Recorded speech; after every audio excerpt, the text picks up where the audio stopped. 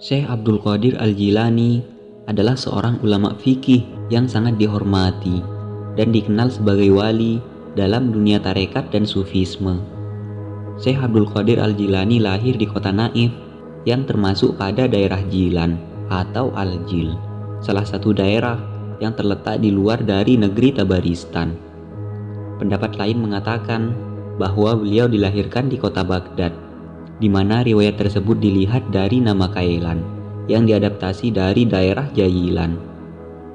Syekh Abdul Qadir Al-Jailani lahir pada 470 Hijriyah atau 1077 Masehi dari seorang perempuan bernama Fatimah binti Abi Abdillah As-Sumai dan ayahnya bernama Abu Salih Musa. Umat Islam khususnya di Indonesia pasti mengenal sosok Syekh Abdul Qadir Al-Jailani karena namanya sering disebut-sebut. Kehadiran beliau di dunia dikenal sebagai ulama besar, sekaligus tokoh sejarah dengan pemikiran-pemikiran fenomenalnya dalam ilmu tasawuf. Singkat cerita, sebelum Syekh Abdul Qadir Jailani dilahirkan, Abu Salih Musa pernah bermimpi didatangi Rasulullah Shallallahu Alaihi Wasallam. Dalam mimpinya ia diberitahu akan mendapatkan seorang putra yang sangat saleh dan mendapat gelar kewalian. Mimpi tersebut tidak sebatas bunga tidur atau dongeng yang terkesan fiksi, akan tetapi benar-benar terjadi. Setelah Syekh Abdul Qadir Jailani dilahirkan, beliau tumbuh sebagai pemuda yang dikenal akan kesalehannya dan keramahannya. Hal itu disaksikan oleh pembantunya yang bernama Abu Abdillah Muhammad bin Abdul Fattah Al-Harawi. Selama 40 tahun membantu Syekh Abdul Qadir Jailani, Abu Abdillah tidak pernah menyayangkan sifat majikannya. Salah satu sikapnya terlihat setelah Syekh Abdul Qadir Jailani selesai melaksanakan sholat Isya.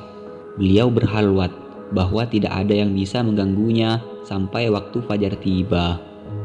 Dari rutinitas setelah melaksanakan sholat Isya tersebut, banyak orang yang ingin bertemu dengan Syekh Abdul Qadir Al-Jilani merasa kecewa karena tidak bisa menjumpainya. Seperti inilah Syekh Abdul Qadir Jailani saat diludahi oleh Rasulullah dalam mimpinya. Suatu ketika, Syekh Abdul Qadir Jailani berada di masjid menunggu sholat zuhur. Kemudian beliau didatangi oleh Rasulullah Shallallahu Alaihi Wasallam. Beliau kaget dan tidak meneruskan sholat lagi, dan langsung mendapat pertanyaan dari Rasulullah Shallallahu Alaihi Wasallam. Wahai anakku, mengapa kamu takut berbicara di hadapan banyak orang? Wahai ayahku, aku ini tumbuh dan besar di tengah-tengah penduduk yang tak pandai berbicara. Lantas bagaimana aku mau berbicara di hadapan penduduk kota Baghdad yang pandai berbicara? Ditambah lagi banyak ulamanya yang alim, jawab Syekh Abdul Qadir.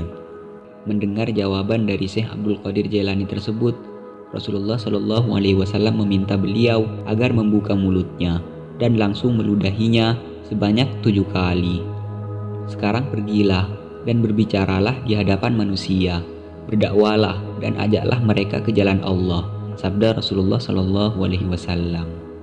Setelah mengalami peristiwa tersebut, akhirnya Syekh Abdul Qadir Jailani mulai memikirkan strategi dakwah agar diterima oleh penduduk kota Baghdad.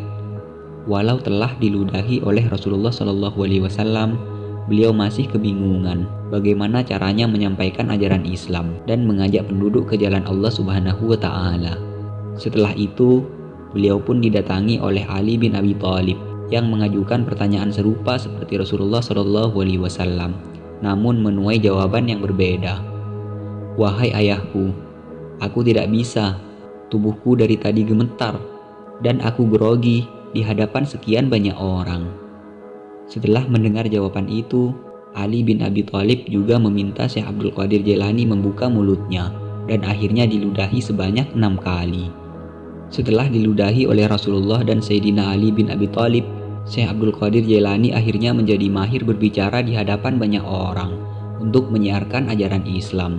Suaranya pun nyaring terdengar bahkan dari jarak jauh. Syekh Abdul Qadir Jailani menghembuskan nafas terakhirnya di Baghdad 9 Rabiul Akhir 561 Hijriyah atau 15 Januari 1166 Masehi pada usianya yang ke-89 tahun. Dunia berduka atas kepulangannya, tapi generasi penerus beliau hingga sekarang tetap setia melanjutkan ajaran dan perjuangannya.